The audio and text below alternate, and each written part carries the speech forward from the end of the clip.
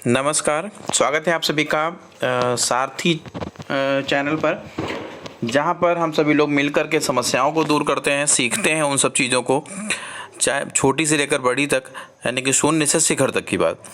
चलिए उसमें आगे प्रश्नों की श्रृंखला जारी है, जो कि एक प्रयास किया जा रहा है कि वो आप सभी लोगों तक उन सब जानकारियों को पहुंचाया जाए जो कि परीक्षा के लिए अति संभावी हैं। तो उनमें हम लोग देखते हैं, आगे बढ़ते हैं।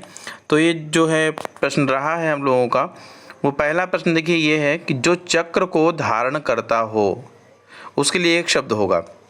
ये गलती कभी कभी हम लोग करते हैं कि चक्रपाणि, चक्रवर्ती, चक्रधर, चक्रवाहिनी। तो जो चक्र को धारण करता हो तो, और चक्र जिसके हाथ में चक्र हो, अच्छा अंतर है दोनों में? नहीं है, बताइए। जो चक्र को धारण करता हो और जिसके हाथ में चक्र हो, तो हाथ में चक्र है तो उससे पानी से लगाया करिए तो वो हो जाएगा चक्रपाणि। लेकिन यहाँ पे हाथ की बात नहीं की गई है, जो चक्र को धारण करता हो इसके लिए कहा गया, तो इसके लिए एक शब्द क्या हो जाएगा? चक्रधर। क्या हो जाएगा? चक्रधर। और चक्रपाणि कब लगाएंगे? जब बात करेंगे वो कि जिसके हाथ में चक्र है। ठीक है, तो देखिए अगला प्रश्न, जो प्रश्न है वो आ रहा है हम लोगों के सम्मुख। वो क्या है कि किसी को जीतने की चाह के लिए प्रयुक्त एक शब्द होगा। ये चाह परीक्षा में खूब आया करती है, तो परीक्षाओं जो परीक्षा लोग लेते हैं ना, उन्हीं की चाह होती है। तो हम लोग भी उनकी चाह पे खरे उतरे कि किसी को जीतने की चाह के लिए प्रयुक्त एक शब्द होगा। देखिए जिज्ञासा क्या है? जब बात करेंगे ना कुछ जानने की इच्छा, मतलब कुछ जब भी कभी ना ऐसी हो जाने, क्यूरियोसिटी हो, कहते हैं ना जिज्ञासा स्वाध्याय की जननी होती है। अगली बात करें जिगीसा, तो ये उत्तर सही है। किसी को जीतने की चाह जो होगा वो क्या हो जाएगा? जिगीसा हो जाएगा। वो क्या रहेगा? जिगीसा। जिजीविसा क्या होता है? जिजीविसा होता है ना जीने की इच्छा, और चिकित्सा जो होता है वो किसी कार्य को करने की इच्छा होता है। सभी विकल्प जान गए हम लोग। चिकित्सा जो होता है किसी को कार्य करने की इच्छा होता है, जिजीविसा जो होता है वो जीने की इच्छा होता है, जिज्ञासा जानने की इच्छा होता है, और जिज्ञासा जो है किसी को जीतने की चाह होती है। अगला है, देखिए प्रश्न हम लोगों के सम्मुख, जो अवश्य होने वाला हो उसके लिए एक शब्द क्या होगा? देखिए भवितव्य की बात करते हैं ना कहीं जो भविष्य में होने वाला होगा। प्रत्याशित तो हम समझते हैं ना, प्रत्याशित अप्रत्याशित, जो प्रत्याशित हो। अवश्यंभावी इसका उत्तर हो जाएगा, जो अवश्य होने वाला हो। अवश्य देखिए हालांकि शुरुआत में ही लगा हुआ था, तो इसमें बहुत ज़्यादा दिक्कत नहीं होने वाली थी ऐसी। तो भविष्य तो समझते हैं क्या होता है ना। लेकिन कभी कभी हम लोग क्या करते हैं ना कि उन चीज़ों में हिस्सा रहे कि वर्तमान खराब कर लेते हैं, तो कभी भूत और भविष्य दोनों खराब हो जाते हैं। सफ़ेद कमल के लिए प्रयुक्त एक शब्द होगा। देखिए कमल के प्रकार हैं ये सब। कोकोनट जो है वो लाल कमल होता है, इंदिवर जो होता है वो नीला कमल होता है, मृणाल जो होता है कमल की डंडी को कहा जाता है, और पुंडरीक जो होता है वो श्वेत कमल होता है। जो श्वेत कमल है उसको पुंडरीक कहा जाता है। ठीक है, तो क्या उत्तर लगाएंगे हम लोग यहाँ पर? पुंडरीक। क्या होगा यहाँ पर उत्तर? पुंडरीक हो जाएगा। इसको हम लोग उत्तर के रूप में लगाएं। और मृणाल जो होता है कमल की डंडी, तभी एक लेखक है नीलोत्पल मृणाल, है ना, नाम सुना होगा सभी ने। इंदिवर और कोकोनट, ठीक है, तो उसमें उनकी वो लाइंस भी हैं कि सपने ऊंचाई पर थे और सोते चटाई पर थे। तो जब भी कभी है ना कि सपने ऊंचाई पर थे और क्या था? सोते चटाई पर थे। तो उन सब चीज़ों में जब भी ये बड़ा अच्छे लेखक हैं, मैं बड़ा प्रभावित हूँ उनसे। तो इसमें क्या हो जाएगा? पुंडरीक। और कोकोनट लाल कमल, इंदिवर नीला कमल, मृणाल कमल की डंडी। अगला प्रश्न देखिए, किए गए उपकार को भूल जाने वाला। ये तो इतना याद रखिएगा, कृतज्ञ और कृतघ्न। ठीक है, कृतज्ञ और कृतघ्न। तो जो किए गए उपकार को जो भूल जाता है वो कृतघ्न है, और जो याद रखता है वो कृतज्ञ है। तो क्या लगाना? कृतज्ञ लगा देना यहाँ पर। कृतार्थ क्या होता है? जब मेरे उद्देश्य की पूर्ति हो जाए, प्राप्ति हो जाए, उसके बाद की बात है, जो कृतार्थ कहते हैं। कृतार्थ और कृतज्ञ एक ही बात है। तभी कार्ड पे लिखा रहता है हमको कृतार्थ करें, है ना, पत्र लिखते हैं उस पर लिखते हैं कृतार्थ करें, मतलब उद्देश्य की प्राप्ति के बाद।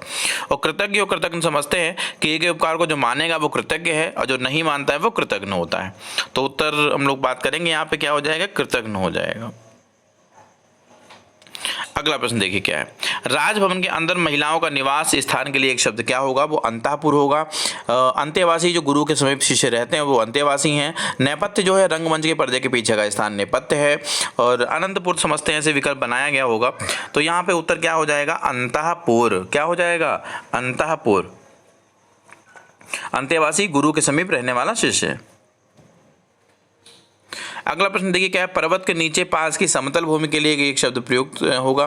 देखिए पर्वत के नीचे के जो पास की समतल भूमि है उसके लिए हम लोग लगाते हैं उपत्यका, और जो पर्वत के जो ऊपर की भूमि होगी उसके लिए अधित्यका होगा। हरा भरा जो घास का मैदान है वो शार्दुल कहलाता है।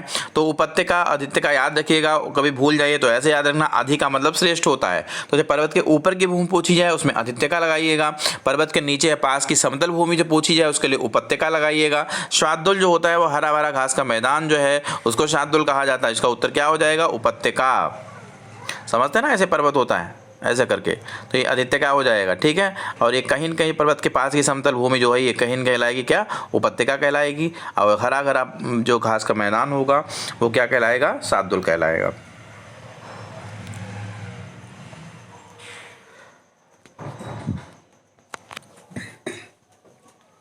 अगले प्रश्न की तरफ बढ़ते हैं हम लोग कि नाटक का एक हास्य रस जो प्रधान प्रकार है वो क्या है, प्रहसन है। इसका उत्तर सभी लोग समझते हैं और याद भी कर लीजिएगा, प्रहसन। ठीक है, क्या कहलाएगा, प्रहसन कहलाएगा। हंसी भी इसमें छुपी हुई है इसलिए। और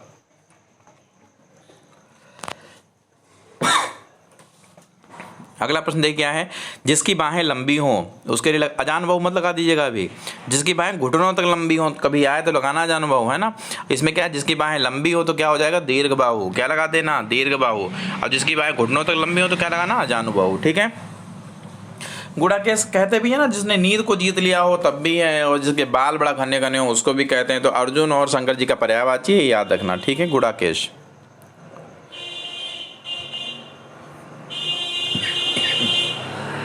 गोद लिया हुआ पुत्र जो है उसके लिए एक शब्द आएगा। तो जो गोद लिया हुआ पुत्र होगा उसके लिए सब लोग समझते हैं दस्तक है। विवाहित पत्नी से उत्पन्न जो पुत्र है वो औरस कहलाएगा। और जो अवैध संतान होती है उसको अवैध है वो क्या है, जारज कहलाता है। दंपत्ति तो समझते हैं, पति पत्नी का जो जोड़ा है ना, कहीं उसको दंपत्ति कहते हैं। तो इसीलिए सभी लोग परीक्षाएं भी आप सभी लोगों की निकटस्थ हैं, इसीलिए मेहनत करते रहिए। और क्योंकि है क्या, जो सफलता है वो हम सभी लोगों के भविष्य की भी द्योतक है, समाज की जो प्रतिष्ठा है उसकी भी द्योतक है, इसीलिए हम सभी लोग खरे उतरेंगे, है ना। इसी बातों के साथ अगली बार फिर और क्वेश्चंस को लेकर के हम लोग यहाँ पर होंगे सभी लोगों के साथ में, है ना। धन्यवाद।